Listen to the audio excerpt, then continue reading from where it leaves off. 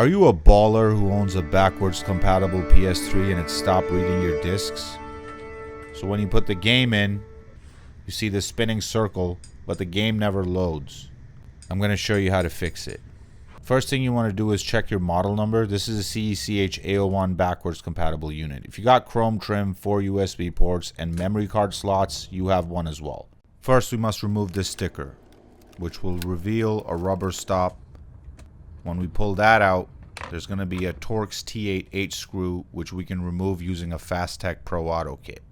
This screwdriver will save you a lot of time when doing any kind of electronics disassemblies. Once that screws out, we're going to be able to remove this sliding cover off. And then there's some Phillips screws that we must remove. There are 7 in total.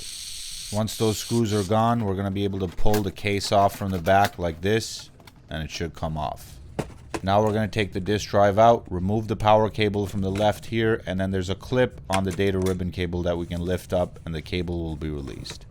Pay attention now, this step is critical. This green circuit board, which has 5 Phillips screws that hold it in, has to be removed and installed into the new disk drive. There's a ribbon cable clip here at the left, and then there's 3 at the bottom that we must lift up and remove those cables. Then we're going to turn the logic board to the left side like the page of a book and then remove this very small connector.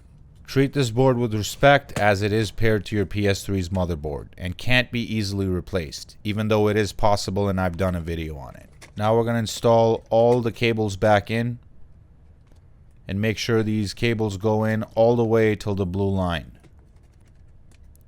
This one all the way till the red line. Put the clip in place. I made a mistake here by not inserting the cable all the way in. Let's fix that real quick. Now we can insert all the screws that secure the logic board on the disk drive. Now we can reinstall our new disk drive with our old disk drive's logic board into our PS3. Let's reconnect the cables.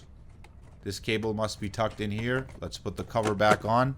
Let's put the long Phillips screws back in using our Fastech Pro Auto kit. Use coupon code YouTube for a discount. Let's put that T8 screw back in. Let's put the rubber stop back on and the so-called warranty sticker. Let's test it out. And looks like it's reading the game as it should. If you need a PS3 part or repair service, head over to fasttechstore.com.